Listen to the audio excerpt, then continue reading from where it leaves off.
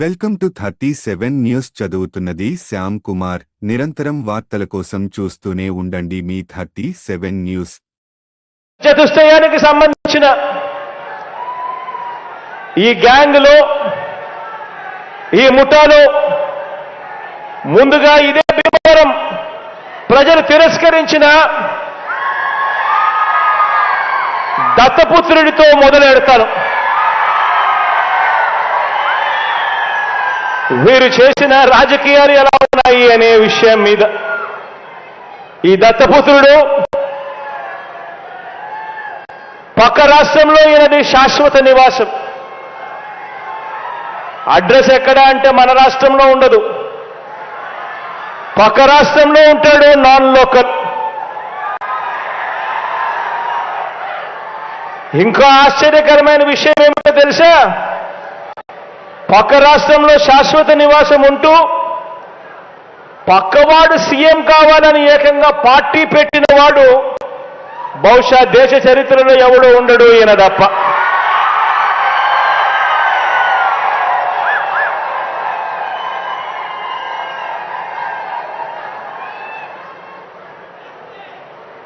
ఈ మనిషి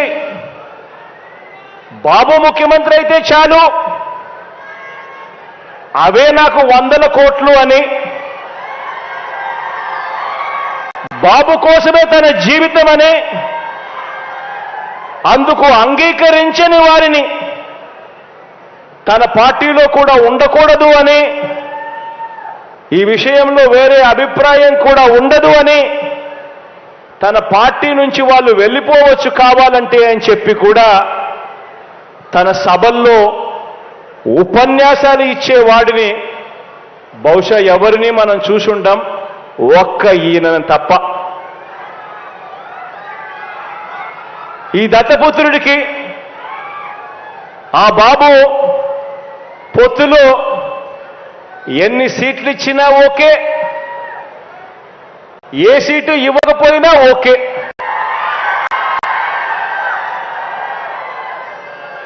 చిత్తం ప్రభు అనే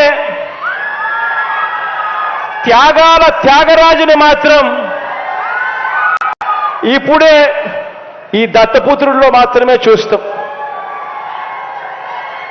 ఎవరైనా ప్రజల కోసం త్యాగాలు చేసేవాడిని చూశాం కానీ ఏకంగా ప్యాకేజీల కోసం త్యాగం చేసేవాడిని మాత్రం బహుశా ఎప్పుడు చూసిండం.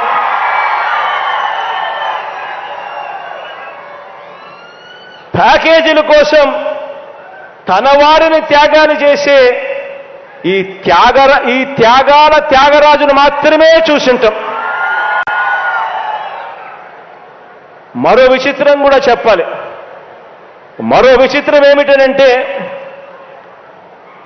ఈ త్యాగాల త్యాగరాజు గురించి, ఈ దత్తపుత్రుడు గురించి మరో విచిత్రం ఏమిటనంటే రియల్ లైఫ్లో ఈ పెద్ద మనిషి ఏ భార్యతోనూ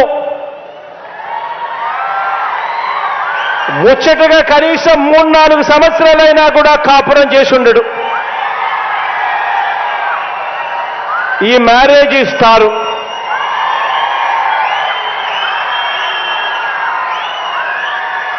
ఆడవాళ్ళను కేవలం ఆట వస్తువులుగా మాత్రమే చూస్తూ పెళ్లి అనే ఒక పవిత్ర వ్యవస్థను, పెళ్లి అనే ఒక పవిత్ర సాంప్రదాయాన్ని మంటగలుపుతూ 4 ఏళ్లకోసారి పెళ్లి చేసుకోవడం, మళ్ళీ విడాకులు ఇచ్చేసేయడం, మళ్ళీ పెళ్లి చేసుకోవడం, మళ్ళీ విడాకులు ఇచ్చేసేయడం, ఏకంగా కార్లను మార్చినట్టుగా భార్యలను మారుస్తా ఉన్న ఈ పెద్ద మనిషి 3 సంవత్సరాలకు 4 సంవత్సరాలకు భార్యలను మారుస్తా ఉన్న ఈ పెద్ద మనిషి ఇప్పటికే 3 భార్యలు అయిపోయారు అని అంటే ఆలోచన చేయమని అడుగుతా ఉన్నా. ఈరోజు మనమంతా ఉన్నాం. నాకైతే 2 ఆడపిల్లలు ఉన్నారు. మనమంతా కూడా ఆలోచన చేయాలి. మనకు చెల్లెళ్ళు ఉన్నారు, మన ఇళ్లలో ఆడబిడ్డలు ఉన్నారు. ఇలాంటి వాళ్ళు నాయకులు అవుతే, ఇలాంటి వాళ్ళు ముఖ్యమంత్రులు ఎమ్మెల్యేలు అవుతే, ఇలాంటి వాళ్ళను ఇన్స్పిరేషన్గా తీసుకొని 4 ఏళ్లకొకసారి 3 ఏళ్లకొకసారి ఇదే మాదిరిగా ప్రతి ఒక్కరూ కూడా చేయడం మొదలు పెడితే నిజంగా మన ఆడబిడ్డల పరిస్థితి ఏమిటి, మన చెల్లెళ్ళ పరిస్థితి ఏమిటి, మన ఆడబిడ్డల పరిస్థితి ఏమిటి?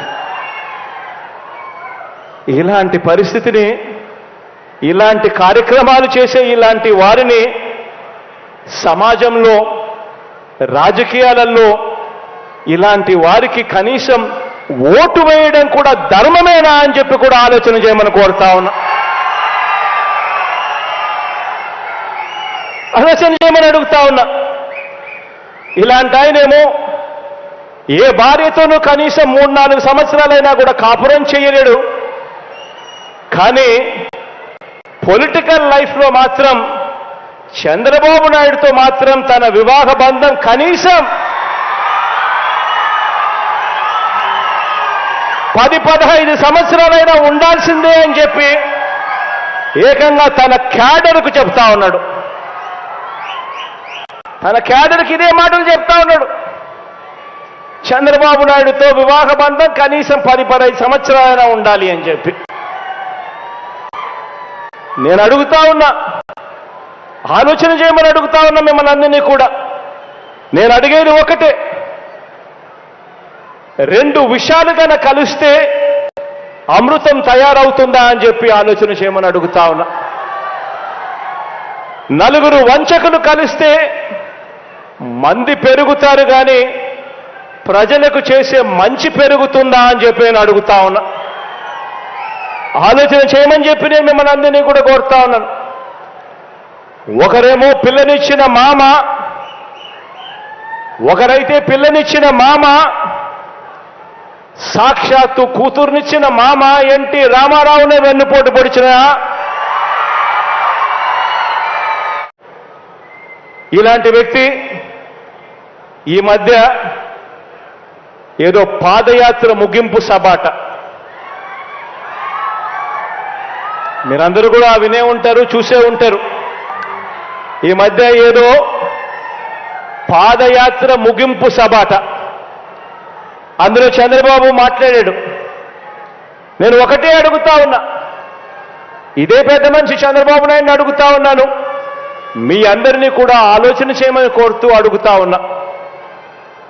కుప్పం నుంచి ఇచ్చాపురం వరకు, కుప్పం నుంచి ఇచ్చాపురం వరకు మీ ఇష్టం, ఏ గ్రామాన్నైనా తీసుకోండి, ఏ గ్రామాన్నైనా తీసుకోండి. ఆ గ్రామంలో ఆ గ్రామ సచివాలయం ఎవరు పెట్టారు అని అంటే గుర్తుకొచ్చేది మీ జగన్. పౌర సేవలను ప్రజల దగ్గరికి గ్రామ స్థాయిలో శాశ్వత ఉద్యోగాలతో తీసుకువచ్చింది ఏకంగా ప్రతి గ్రామంలోనూ ఒక సచివాలయం, ఆ సచివాలయంలో 10 మంది పిల్లలు ఉద్యోగాలు చేస్తూ ఆ గ్రామంలో ఈ సచివాలయాలు, ఈ పౌర సేవలు ఎవరు తీసుకొచ్చారు అని అంటే గుర్తుకొచ్చేది మీ జగన్. ఏ గ్రామమైనా తీసుకోండి, ఆ గ్రామంలో ప్రతి 50 ఇళ్లకు ఒక వాలంటీర్ వ్యవస్థ, ప్రతి 50 ఇళ్లకు 70 ఇళ్లకు ఒక వాలంటీర్ వ్యవస్థ. ఆ వాలంటీర్ వ్యవస్థతో పెన్షన్ పెంచి మరి 1వ తారీఖునే ఇంటికి వచ్చి, అది 1వ తారీఖున సెలవు దినమైనా సరే,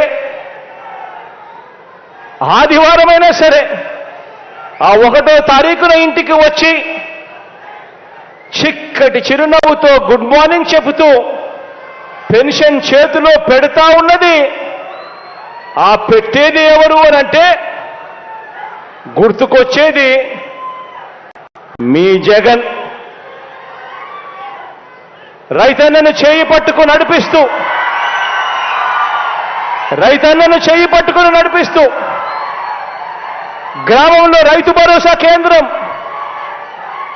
తీసుకువచ్చింది ఎవరు అనంటే గుర్తుకు వచ్చేది మీ జగన్. ఒక్క రూపాయి కూడా లంచాలు లేకుండా, ఎక్కడా కూడా వివక్ష లేకుండా నేరుగా బటన్ నొక్కి ఇంటింటికి నా అక్క చెల్లెమ్మల కుటుంబాల ఆ పేదల ఖాతాల్లోకి డబ్బులు పంపింది ఎవరు అనంటే గుర్తుకొచ్చేది మీ జగన్. గ్రామాలలో వెళ్ళినప్పుడు ప్రివెంటివ్ కేర్లు ఎప్పుడు పడని అడుగులు కనిపిస్తాయి.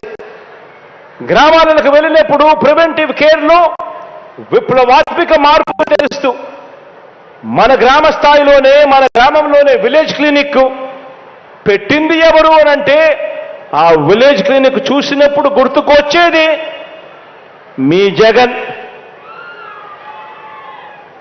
గ్రామ గ్రామాన మహిళా పోలీసులు, ప్రతి అక్క చెల్లెమ్మ సెల్ ఫోన్లో దిశ యాప్, ఇవి ఏవి చూసినా కూడా గుర్తుకొచ్చేది మీ జగన్. ఆరోగ్య సురక్ష ద్వారా, ఆరోగ్య ఆసరా ద్వారా ఇంటింటా ప్రతి ఒక్కరికి కూడా ఆరోగ్యాన్ని పట్టించుకున్న వ్యక్తి ఎవరు అనంటే గుర్తుకొచ్చేది మీ జగన్. ఒక 108, ఒక 104, ఒక ఆరోగ్యశ్రీ, రైతులకు ఉచిత విద్యుత్, ఫీజు రీయింబర్స్మెంట్, ఇలా అనేక పథకాలు తీసుకువచ్చింది ఆ మహానేత, దివంగత నేత, ప్రియతమ నాయకుడు రాజశేఖర రెడ్డి గారు. అయితే వాటిని మరో 4 అడుగులు ముందుకు వేసి అమలు చేస్తా ఉన్నది ఎవరు అనంటే గుర్తుకొచ్చేది మీ జగన్. రైతన్నలకు వైఎస్ఆర్ రైతు భరోసా ఇచ్చింది ఎవరు అనంటే గుర్తుకొచ్చేది మీ జగన్. పొదుపు సంఘాలు, అక్క చెల్లెమ్మలకు కుదేలైపోయిన సంఘాలు, ఏకంగా 18% non performing assets, out standing రుణాలతో సతమతమైపోతా ఉన్న ఆ అక్క చెల్లెమ్మలకు, ఆ పొదుపు సంఘాలకు మళ్ళీ జీవం పోసింది ఎప్పుడు అనంటే ఎవరు అనంటే గుర్తుకు వచ్చేది మీ జగన్. అక్క చెల్లెమ్మలకు కానీ, రైతన్నలకు కానీ 0 వడ్డీ ఇస్తున్నది ఎవరు అనంటే గుర్తుకొచ్చేది మీ జగన్. ఒక అమ్మఒడిని చూసినా, ఒక వైఎస్ఆర్ ఆసరాన్ని చూసినా, ఒక వైఎస్ఆర్ చేయూత కార్యక్రమం చూసినా గుర్తుకొచ్చేది మీ జగన్. అసైన్డ్ భూముల మీద 22A, 22A, 22A భూముల మీద ఏకంగా 35 లక్షల ఎకరాల మీద శాశ్వత హక్కులు ఇచ్చింది ఎవరు అనంటే గుర్తుకొచ్చేది మీ జగన్. గ్రామాలలో గవర్నమెంట్ బడైనా సరే, గ్రామాలలో ప్రభుత్వ ఆసుపత్రి అయినా సరే మారటానికి నాడు నేడు చేస్తా ఉన్నది ఎవరు అనంటే గుర్తుకొచ్చేది మీ జగన్. గవర్నమెంట్ బడులలో ఇంగ్లీష్ మీడియం అంటే, గవర్నమెంట్ బడులలో ఇంగ్లీష్ మీడియం అంటే గుర్తుకొచ్చేది మీ జగన్. గవర్నమెంట్ బడులలో డిజిటల్ బోధన, IFPలు, పిల్లలకు ట్యాబులు వచ్చాయంటే కారణం మీ జగన్. బాబు కంటే 3 రెట్లు పెన్షన్ పెంచింది ఎవరు అనంటే గుర్తుకొచ్చేది మీ జగన్.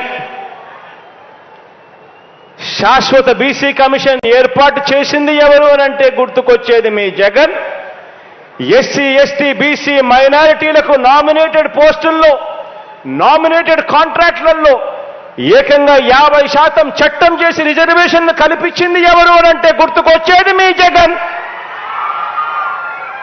ఏకంగా 2,45,000 కోట్ల రూపాయలు బటన్ నొక్కి ప్రతి అక్క చెల్లెమ్మ కుటుంబాల ఖాతాల్లోకి పంపించింది ఎవరు అని అంటే గుర్తుకొచ్చేది మీ జగన్. ఇందులో 75% నా ఎస్సీ, ఎస్టీ, బీసీ, మైనారిటీ పేదలకు చేరింది అని అంటే గుర్తుకొచ్చేది మీ జగన్.